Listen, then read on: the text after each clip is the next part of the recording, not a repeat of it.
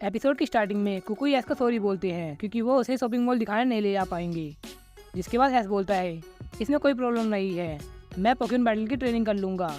जिसके बाद रोटोम भी बोलता है हाँ मैं भी इसकी हेल्प करूँगा। जिसके बाद कुकुई बोलते हैं हाँ मुझे पता है कि तुम उसकी हेल्प कर सकते हो। वैसे ये काफ़ी अजीब बात है कि आज छुट्टी है, लेकिन फिर भी मुझे जाना होगा क्योंकि मैं एक प्रोफेसर हूँ और रिसर्च के लिए हमें डिबेट करते रहना होता है, तो उन्होंने मुझे बुलाया है तो मुझे चलना चाहिए।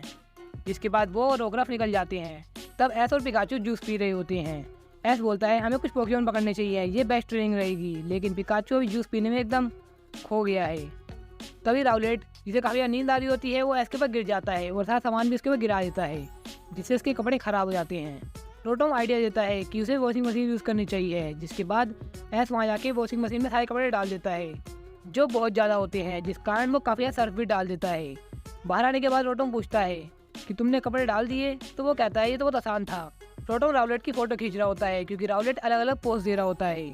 तभी इन्हें एक आवाज़ सुनाई देती है। रोटोम वहाँ जाके देखता है तो उसे पता लगता है कि वॉशिंग मशीन में से बहुत सारा झाग बाहर आ रहा है और जो पूरे घर में फैल चुका है। जिसके बाद वो इमरजेंसी अलार्म बजाता है और एस और पिकाचू नीचे आते हैं। जिसके बाद वो भी हैरान हो जाते हैं और उन्हें सफाई करनी पड़ती है। सफाई के टाइम पे पिकाचू का चेहरा देखने लायक था। तब एस को भूख लगने लगती है। उसे फ्रिज के अंदर कच्चा मीट मिलता है और वो उसे ऐसे ही खाने वाला होता है। तभी रोटोम उसे रोक देता है, कहता है कि खाना तुम कम से कम पका तो लो। जिसके बाद वो कहता है मुझे पकाना नहीं आता। तब रोटोम बताता है मैं और कुकुई एक दिन कुकिंग शो देख रहे थे, तो तुम मेरे इंस्ट्रक्शन को फॉलो करते रहो और तुम्हारा खाना टेस्टी बन जाएगा। तब एस बोलता है अगर खाना टेस्टी बन सकता है इससे तो मैं जरूर करूँगा। तब वो सब्जियाँ काटता है जो काफ़ी आइडियली कटती है। जिसके बाद वो बोलता है अब नमक डालो स्वाद अनुसार, जिसमें वो बहुत सारा नमक डाल देता है और पिकाचू इसमें काली मिर्च बहुत ज़्यादा डाल देता है।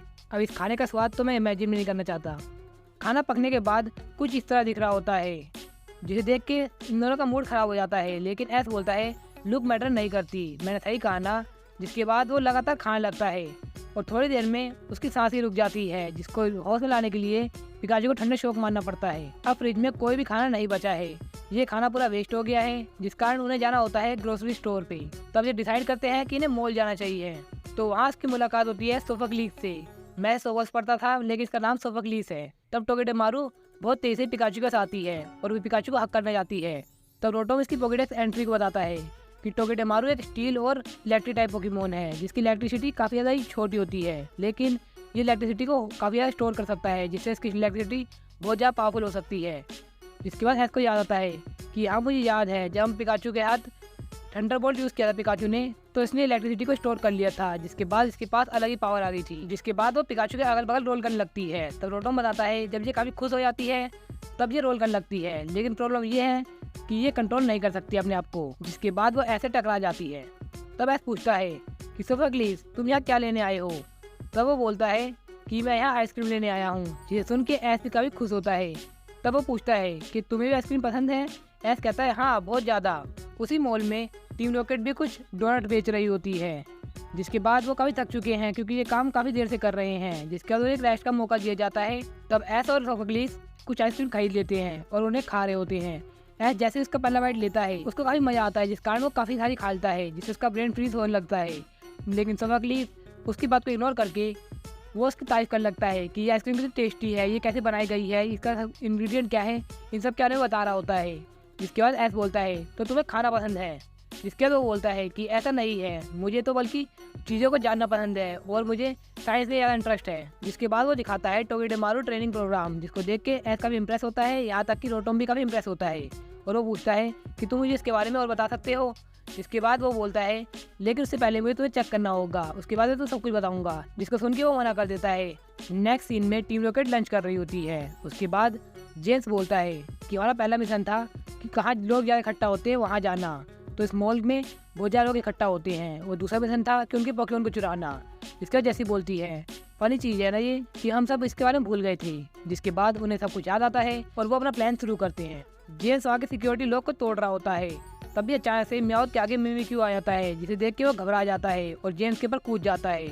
जेम्स अपने आप को संभाल नहीं पाता, जिससे सिक्योरिटी अलार्म बज जाता है और हर जगह के गेट बंद होने लगते हैं, जिस कारण पिकाचू टोगेडेमारू और रोटोम एस और सोफोक्लीस से अलग हो जाते हैं। काफी कोशिश के बाद भी ये गेट नहीं खुल रहा होता, तो एस डिसाइड करता है इस गेट को तोड़ने का, लेकिन सोफोक्लीस उसे रोक देता है कि तुम किसी की प्राइवेट प्रॉपर्टी को ऐसे नहीं नुकसान पहुंचा सकते। जिसके बाद सिक्योरिटी गार्ड आता है, माफ़ी मांगता है और बताता है कि हमारे सिक्योरिटी प्रोग्राम में कुछ दिक्कत आ गई है, लेकिन आपको घबराने की जरूरत नहीं है।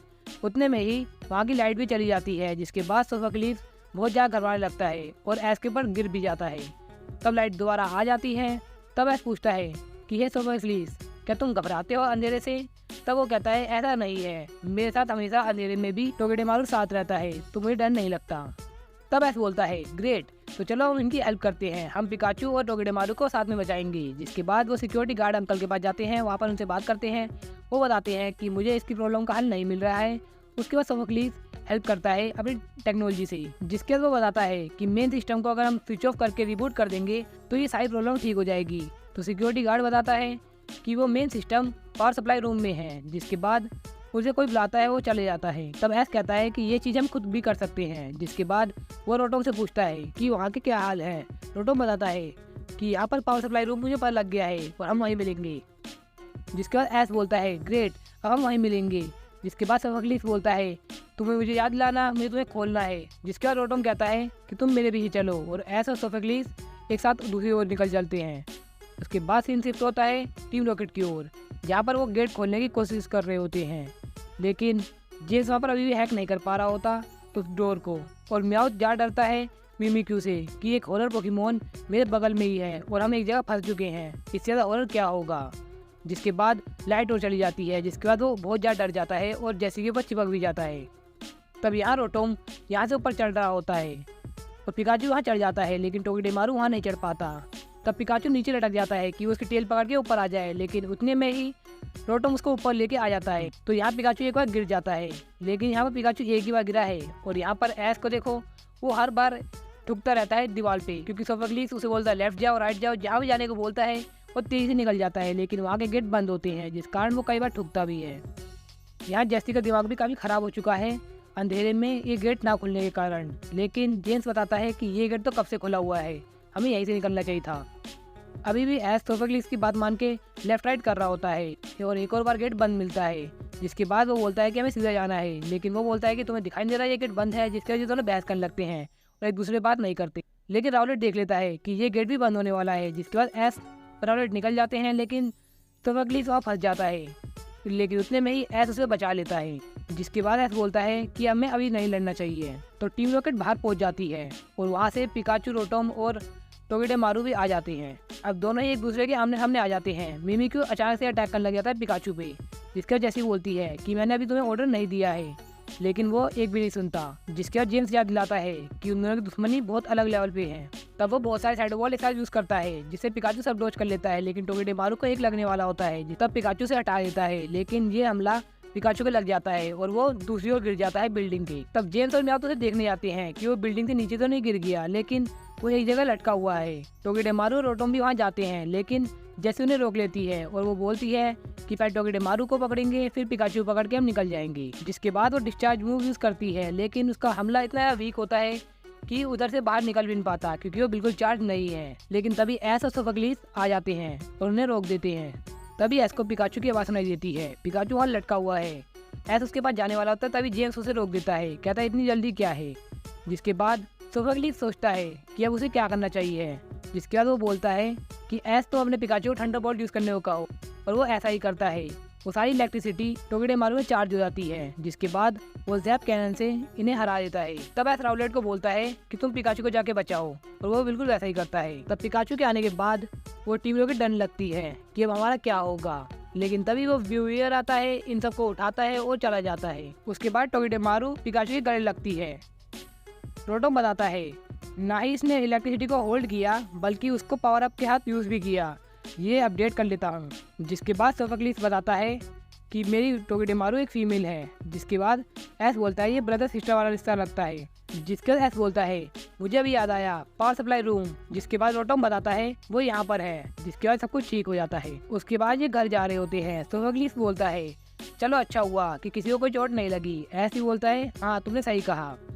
जिसके बाद रोटोम बोलता है कि ऐश तुम भूल गए कि हम यहाँ आए किस लिए थे। जिसके बाद ऐश को याद आता है कि हम तो यहाँ ग्रोसरी के लिए सामान लेने आए थे। उसके बाद उसे ये भी याद आता है कि वो काफ़ी भूखा है तब वहाँ से कुकुई आते हैं और वो बोलते हैं कि एस तुम यहाँ हो। मैंने जब घर जाके देखा तो वहाँ ग्रोसरी का सारा सामान खत्म हो चुका था, तो मुझे लगा कि तुम यहीं मिलोगी।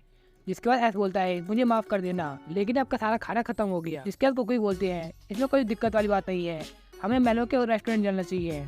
जिसके बाद वो बोलते हैं कि सोफलीस तुम भी हमें ज्वाइन कर सकते हो। जिसके बाद वो बोलता है कि मैं वहाँ बहुत सारा खाना खाने वाला हूँ। एस बोलता है मैं भी। जिसके बाद ये दोनों निकल जाते हैं। तो इस तरह ख़त्म होता है एक और सफ़र अलोला रीजन का। तो वैसे तो ये एपिसोड सोफलीस के ऊपर बनाया गया है, लेकिन कैरेक्टर डेवलपमेंट के मामले में मुझे लगा कि यहाँ पर कुकुई का भी कैरेक्टर डेवलपमेंट किया गया है, क्योंकि यार उन्होंने जिस तरह हाँ बोला ना, तो मुझे एकदम बिल्कुल वैसे लगा कि ये एस के डैड हैं। क्योंकि उन्हें कोई परवाह नहीं है कि खाना कैसे वेस्ट हुआ, वहाँ पर दवाई कितनी मचा दी गई है, लेकिन एस वहाँ से पहुँच गया है और उसके लिए ट्रीट भी दे रहे हैं। तो एकदम फादर फिगर तैयार कर दिया गया है कुकुई का एस के लिए। तो अगर आप यहाँ तक वीडियो देख रहे हैं तो मैं आपको एक रिमाइंडर देना चाहता हूँ कि अगर आपने इस वीडियो को लाइक नहीं किया है तो लाइक कर दो। मिलते हैं नेक्स्ट वीडियो में, जब तक के लिए थैंक्स फॉर वॉचिंग गाइस।